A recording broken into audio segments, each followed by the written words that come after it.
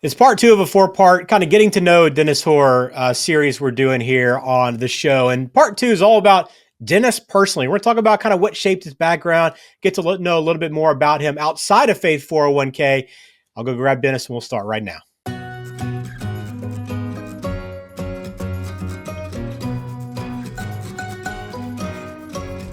Welcome into Dollars with Dennis. I'm Ben George with Dennis Horr. He is president and founder of Faith 401k and Money Management. Dennis, we talked about the business a little bit in our first part. If you haven't watched that, please go back and check it out. But today I want to focus on you a little bit. I don't know, you probably don't want to talk all about you, but I think it's good to share your little insight into who you are and kind of what drives you a little bit. So you up for that today? Sure, let's do it. All right. So I know we talked a little bit on our first part about kind of your background and kind of getting into the business, but how do you think your upbringing and some of those past experiences that you had kind of help shape your career and your perspective on what you do every day? So in the first episode, I mentioned dairy farm, right? So Yeah. we work all the time. So it created that work ethic that lets you persevere longer than probably some financial advisors do, but created that work ethic. So never afraid to, but also because I'm not on a dairy farm, I can go home at night and not be working. But it did create a huge work ethic in me to get the job done. It also gave me a big respect for money. Being in the farming business is a challenging family business. And really, I didn't know that was an entrepreneurial thing. So it took me a while to figure out that I was an entrepreneur. And now it makes a big difference in how we manage the business here. I guess those are all principles and kind of characteristics that kind of drive what you do every day, right? I mean, that hard work, that attention to detail, those are all things you carry into what you do. Absolutely. The and the faith part is, grew up going to church, that kind of stuff. My mother actually played the piano in the church, and that's so that is stuck with us. Sometimes you're not always as true, but it comes and goes there. But that is a big part of who we are. And I think too, it's interesting to kind of tie back in your experience with your first. I don't remember if it was your first job when you traveled down to Dallas, but kind of that, I guess, experience working away from, your hometown, where your family is, the area that you're from, and also working for a bigger firm, right? I mean, that all kind of drove you to be independent and to kind of be into this position you are now. It did, so and I didn't realize that I was that dependent on family until they were far away, and I was like, wow. My parents had never been on an airplane. I'm not going to ever see the people that I love the most and so forth unless I go there. And that's a long thing. So that was a big driver to come back to the Cincinnati area and settle here and be start from scratch, really, from a big corporation to a small one, and get the first client. It's never easy, but to do that. But that's the goals. That's the motivation. What motivates me is to be with family, and my kids have been a huge part of stories. And they're grown now, but many meetings we talk about my kids. We talk about clients' kids, and just think those examples that they show in my life. It's funny what they learn without knowing it. That's good. We do a little bit of Dave Ramsey stuff here, just good debt-free stuff. So I teach that, and my kids always act like they didn't listen, didn't know it. Now they both live that life very, very frugally. That's awesome. How many kids do you have? 2, daughter and a son. She's the oldest, and she's the boss. But he's more the money miser. He's more thrifty than like dad. Yeah, I love that. Some people say I'm tight. I think it's thrifty. Yeah. Well, your office is there in Loveland, Ohio. You mentioned Cincinnati. I'm curious, kind of what does a typical weekend look like for you when you're not in there, when you're not worrying about, finance and working with clients to help them get to retirement? What are you doing in your free time? Everything. So I enjoy gardening in the summer. Gets smaller every year because that can't get that farm out of my system, but it's still there. We had horses at our property for 20 some years, and which was my wife's passion to do that. Try to play golf now and again. Not very good at that, but enjoy it. And cooking. So cooking's a good weekend pastime. I can watch football and cook at the same time. So the NFL's a passion there as well. Yeah, we could get into the Bengals a little bit. I know it's been a nice little run here, but a little frustrating, I think, in part too. But kind of good, I guess, where they are now compared to where they've been in the past, huh? Yeah, absolutely. The Bengals had a rough patch for sure. Bad luck, but yeah, Joe Burrow's and gang, the new coach, much improved. So I'm happy for it. Well, what's your go-to cooking dish then? What's the one thing you cook up for someone that's maybe your specialty? So it's kind of odd sounding, but vegetable soup, beef vegetable soup. Okay. My mom would can vegetable soup when we were growing up, and I always loved it. And people, if I make it for a football game or whatever, everybody seems to love it. It goes over very well. So that's easy for me, but seems to be a specialty. Yeah, nice in those cold winter months as well. We're talking with Dennis about kind of his background, more personal side of the business. We got a 4-part series we're doing, so make sure you subscribe to the channel if you haven't done so yet. We'd appreciate that support.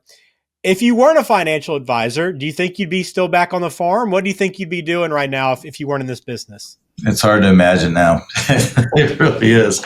I really don't know what I'd be doing. Maybe something around the cooking idea. Thought I'd be a pro something, but that's not happening, and life passes you by.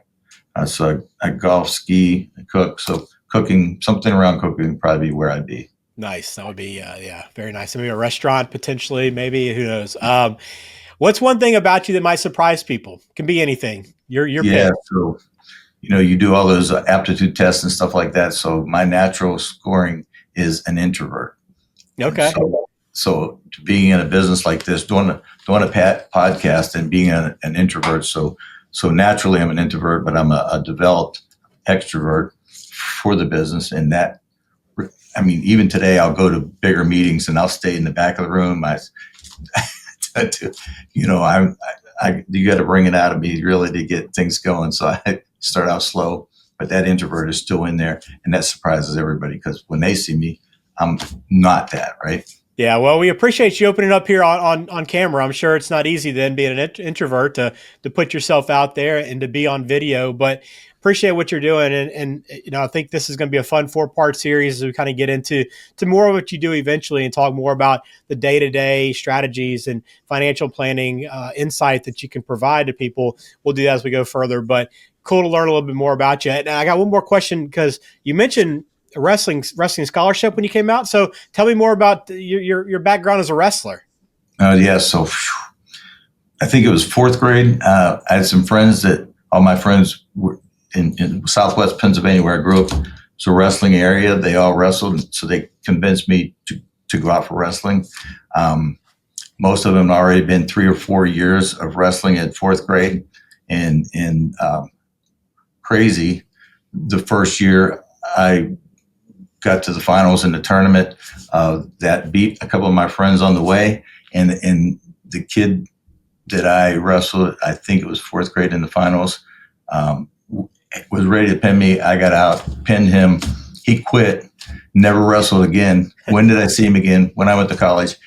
I told him I felt bad that I beat him, and he quit. He said, no. He said, I hated wrestling. He said, I went into football, and I'm here on a football scholarship. I said, so it all worked out, right? That's amazing. Yeah, it's interesting kind of looking back over life and kind of seeing God's plan, right? And kind of where you end up. You don't ever expect the path that's going to take you there, but there's always, when you look back, it always kind of makes sense. It always comes together. And I think that's a lot of what your story is too, and kind of how you ended up here and why we're here today. So, all right, Dennis, let's play a little rapid fire. I think this will be a fun way to kind of throw some questions at you and just get the quick answer for what you think for these. We're going to cover a lot of different things. They're all kind of all over the place, but I think they'll be good to kind of capture your personality and who you are. All right, first one. If you could have dinner with any historical figure, who would you pick? Abraham Lincoln. Yeah, you a big Civil War buff? What about No, Abraham? I just think he's very critical in our history, and actually heard that Maker's Mark founder sent him a letter, and he sent back his letter why he didn't think it was good for him to run for president. He didn't think he was going to, and they had that letter. So I want to know what they did to change his mind. That's interesting. I hadn't heard that one. Yeah, I'll have to look into that. That's an interesting story. As a Maker's Mark fan myself, I'm curious about that. What book, podcast, movie, any kind of medium would you recommend to someone?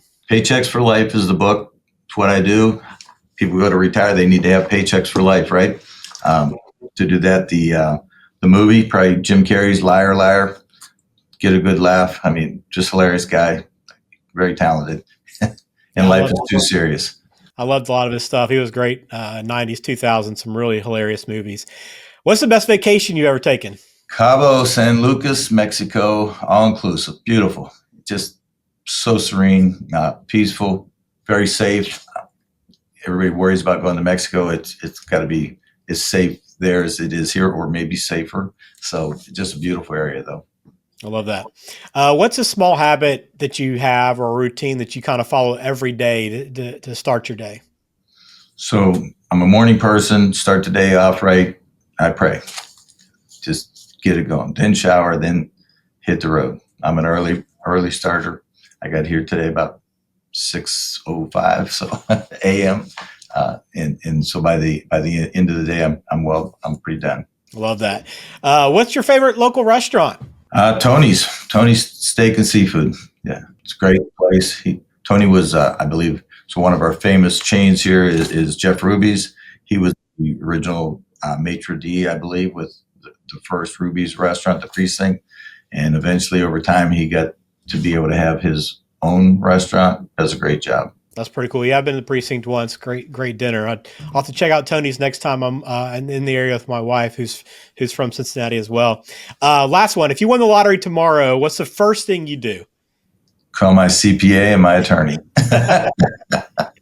That's easy. Then you spend the rest of the day trying to figure out what to do with it, right? Yeah. What's one thing you maybe treat yourself or your family with?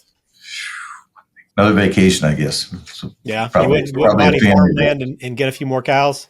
No, not going back. All right, Dennis. Well, I appreciate it. I really appreciate you opening up and kind of sharing a lot of this with you. I learned a lot about you, and I think anybody watching this will kind of get a better sense of who you are. But again, if you want to follow up and learn more about Faith 401k and money management, want to talk to Dennis directly, always encourage you to reach out, 401k.faith or 513-898-1897. This is part 2 of a 4-part series. Next part is coming up, is all about the clients.